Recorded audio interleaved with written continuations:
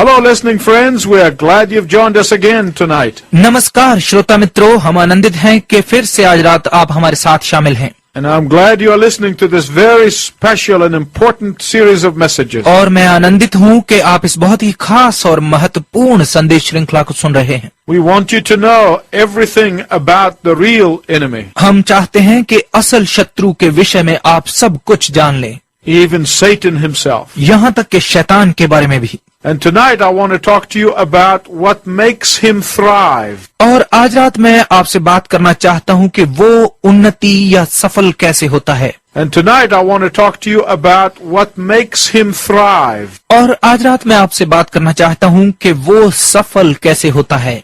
There are so many Christians around the world today who are living a defeated life. आज संसार में बहुत सारे मसीही हैं जो एक हारा हुआ जीवन जी रहे हैं। So many Christians around the world who are saved but unproductive. बहुत सारे मसीही हैं संसार में जो उद्धार पाए हुए हैं परंतु निष्फल हैं। They are perpetually spinning their wheels. वो निरंतर अपना चक्र घुमा रहे हैं। They know the Lord, वो प्रभु को जानते हैं but they are not going anywhere with him. परंतु वो उसके साथ कहीं नहीं जा रहे।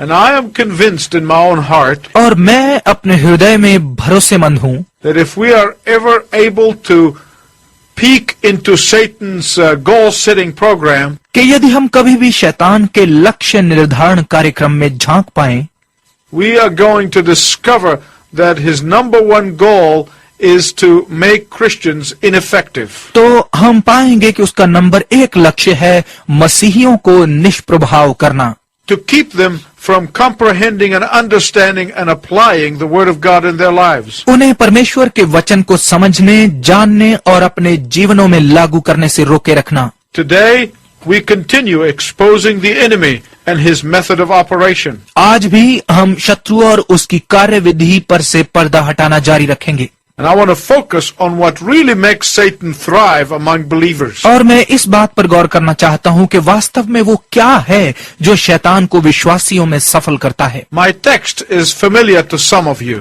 वचन में से मेरा आज का भाग आप में से कई जानते होंगे। It is found in Matthew 13. ये मत्ती रचित सुसमाचार 13 अध्याय में मिलता है। In that parable, Jesus tells us what makes Satan thrive. इस दृष्टांत में यीशु हमें बताता है कि शैतान को क्या सफल करता है। It is simply this. साधारण रूप में वो ये है, He wants to succeed in blunting the effect of the power of the Word of God in your life. वो आपके जीवन में परमेश्वर के वचन की शक्ति के प्रभाव को मोड़ना चाहता है। Hebrews 4:12 tells us इब्रानियों 4 अध्याय का 12 पद हमें बताता है that the Word of God is living. कि परमेश्वर का वचन जीवित है, It is alive. ये जीवित है And it is active. और ये सक्रिय है।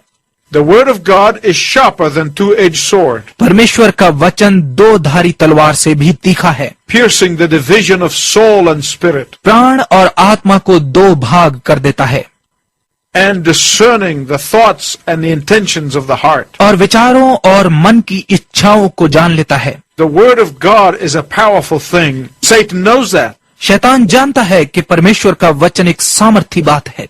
I meet lots of people in my travel, मैं अपनी यात्रा के दौरान बहुत से लोगों से मिलता हूँ and they get surprised when I tell them that Satan is a believer. और जब मैं उन्हें बताता हूँ कि शैतान एक विश्वासी है तो वो आश्चर्यचकित हो जाते हैं। They say, "What do you mean by a believer?" वो कहते हैं, एक विश्वासी से तुम्हारा क्या मतलब है? The Bible says that Satan believes and trembles. Bible कहती है कि शैतान विश्वास करता और थरथराता है। He is a believer because he knows how powerful the Word of God is. वो विश्वासी है क्योंकि वो जानता है कि परमेश्वर का वचन कितना शक्तिशाली है। He knows it is powerful to change lives. वो जानता है कि ये जीवनों को बदलने में सामर्थी है। He knows that it is powerful to convict of sin. वो जानता है कि ये पाप को दोषी ठहराने में सामर्थी है। He knows that it is powerful to condemn and judge. वो जानता है कि ये दोषी ठहराने और न्याय करने में सामर्थी है।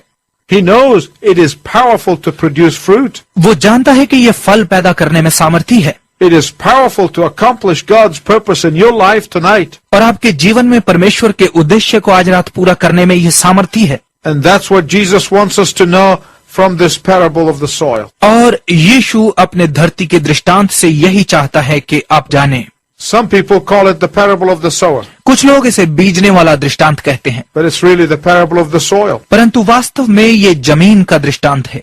The focus is the soil. इसमें केंद्र जमीन है। We have established in the past several weeks that Satan is not stupid. हमने पिछले कई सप्ताहों में ये पक्का कर दिया है कि शैतान बेवकूफ नहीं है। Lucifer was one of the brightest and the shiniest of all the created angelic beings. सृष्टि किए गए सब स्वर्गीय प्राणियों में से लूसीफर सबसे अधिक उज्जवल और चमकदार था। And he knows how powerful the word of God is. और वो जानता है कि परमेश्वर का वचन कितना सामर्थी है, And that he cannot do anything about it. और ये कि इस विषय में वो कुछ भी नहीं कर सकता। He knows that he cannot change it. वो जानता है कि वो इसे बदल नहीं सकता, So he does the next best thing. सो वो अगला सबसे बढ़िया काम करता है। He works on the soils in which the seed of the word of God will go. वो उस धरती पर अपना काम करता है जिसमें परमेश्वर के वचन का बीज जाने वाला होता है। He concentrates his energy on the condition of the soil. वो अपनी शक्ति धरती की दशा पर लगाता है, And that is you, the recipient, and your heart and your mind. और वो धरती आप हैं, आपका हृदय, आपका मन, आप हैं प्राप्तकर्ता।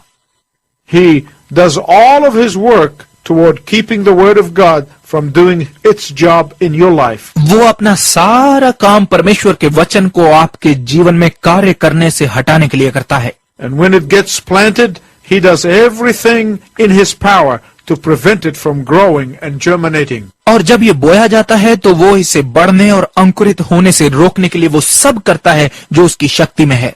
Finally, if it does grow, अंत में जब ये बढ़ ही जाता है he works hard to prevent it from producing fruit. तो वो इसे फल पैदा करने से रोकने के लिए कड़ा परिश्रम करता है। I want you to think about this for a moment. मैं चाहता हूं कि एक क्षण के लिए आप इसके बारे में सोचें। Think of what the devil is doing all over the world, सोचिए कि शैतान पूरे संसार में क्या कर रहा है, trying to stop the word of God from being effective. परमेश्वर के वचन को प्रभावी होने से रोकने का प्रयत्न कर रहा है। All he has to do is to assign one of or two of his demons to destroy some of the leaders. उसे केवल इतना करना है कि अपने एक या दो दूतों को कुछ अगुओं का नाश करने में लगा दे, And they will affect many others. और इससे और बहुत लोग प्रभावित हो जाएंगे। In Matthew 13, Jesus tells us that the sower went forth to sow. मत्ती 13 अध्याय में यीशु हमें बताता है कि बोने वाला बोने के लिए गया। Look at verse 37. 37 पद को देखिए।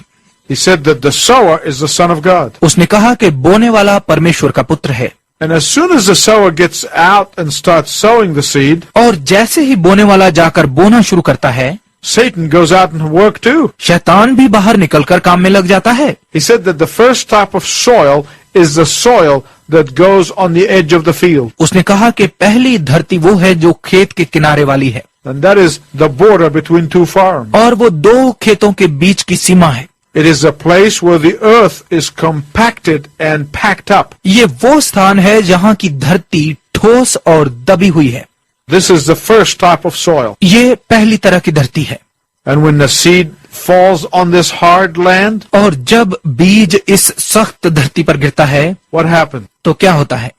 It stays there until the birds come and snatch it and run away with it. ये ऊपर ही रहता है जब तक कि पंछी आकर इसे उठा कर नहीं ले जाते। In Matthew 13:19, Jesus explained this part of the parable this way. मत्ती 13 अध्याय के 19 पद में दृष्टांत के इस भाग को यीशु विस्तार पूर्वक इस तरह से बताता है।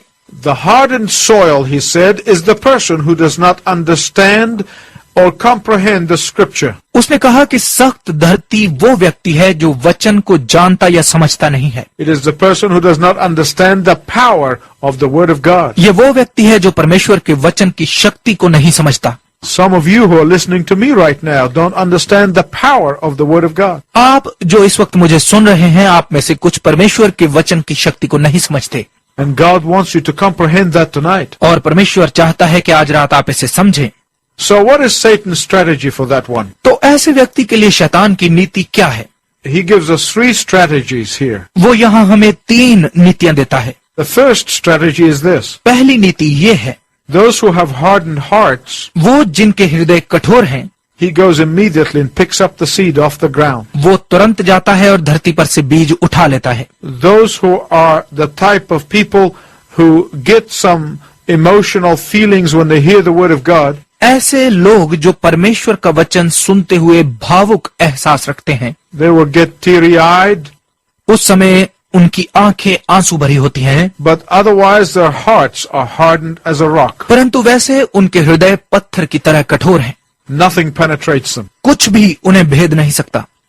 They may go to church on occasions, चाहे वो लगातार प्रार्थना भवन जाएं, but nothing gets through to their heart. परंतु कुछ भी उनके हृदय तक नहीं पहुंचता। They may read the Bible on occasions, चाहे वो लगातार बाइबल भी पढ़ें, but nothing gets through to them. परंतु कुछ भी उनके अंदर नहीं पहुंचता।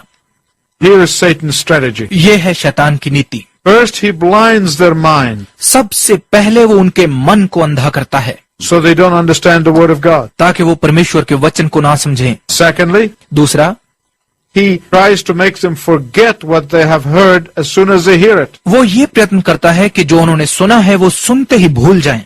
Why? क्यों? Because if the seed is allowed to germinate, it will produce fruit. क्योंकि यदि बीज को अंकुरित होने दिया जाता है तो ये फल पैदा करेगा, And Satan does not like that. और शैतान को ये पसंद नहीं है, He works hard at that. और इसलिए वो इस पर कड़ा परिश्रम करता है। So I want to tell you tonight सो मैं आज रात आपको बताना चाहता हूं that if one of his demons succeeds in removing the Word of God from your mind, कि यदि उसका एक भी दूत आपके मन से परमेश्वर का वचन हटाने में सफल हो जाता है, if the Word of God is going in one ear and coming out the other, यदि परमेश्वर का वचन एक कान से अंदर जाकर दूसरे से बाहर जा रहा है, if you are not able to apply the Word of God into your business and into your home, यदि आप परमेश्वर के वचन को अपने व्यवसाय और अपने परिवार में लागू नहीं कर पा रहे, then you have allowed Satan to succeed. तो आपने शैतान को सफल होने की अनुमति दे दी है। I have known people who go from church to church, मैं ऐसे लोगों से मिला हूं जो एक प्रार्थना भवन से दूसरे प्रार्थना भवन जाते हैं, from teacher to teacher, शिक्षक से शिक्षक तक,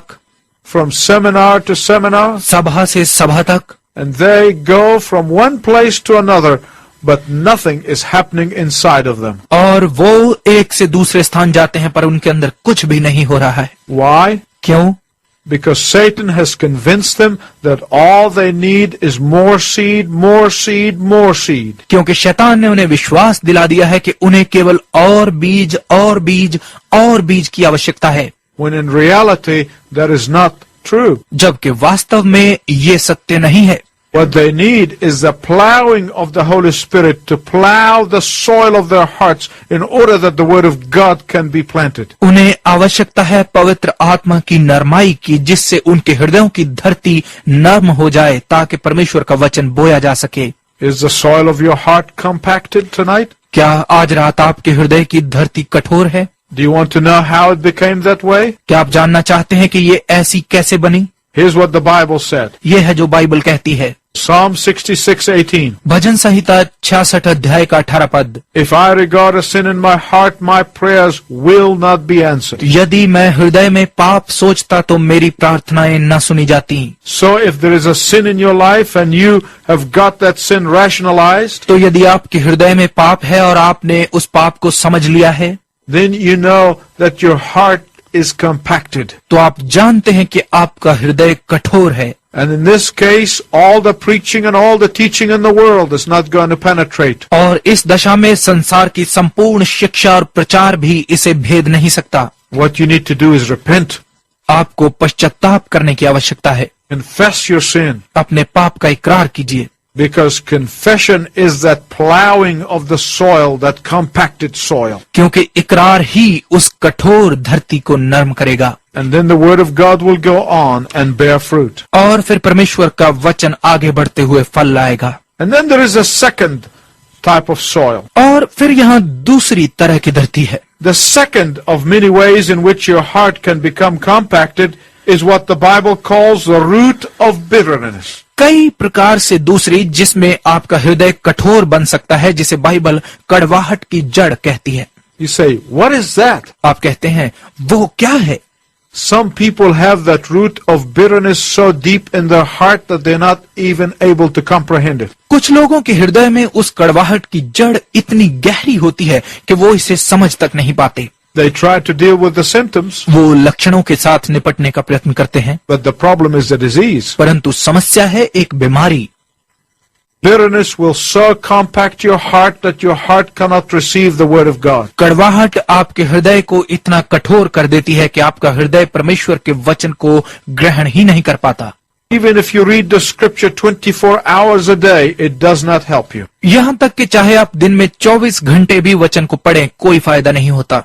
Ask the Lord to forgive you for your sin. प्रभु से कहें कि वो आपको आपके पापों के लिए क्षमा करे, Remove the root of bitterness कड़वाहट की जड़ को हटाए, in order that your heart be plowed again. ताकि आपका हृदय दोबारा नर्म हो जाए। Next time when we meet again, I'm going to tell you about 2 other types of soils. अगली बार जब हम दोबारा मिलते हैं, मैं आपको 2 और प्रकार की धरती के विषय में बताने वाला हूँ। Until the next time, I wish you God's richest blessing. अगले समय तक मैं आपके लिए परमेश्वर की उत्तम आशीष की कामना करता हूँ।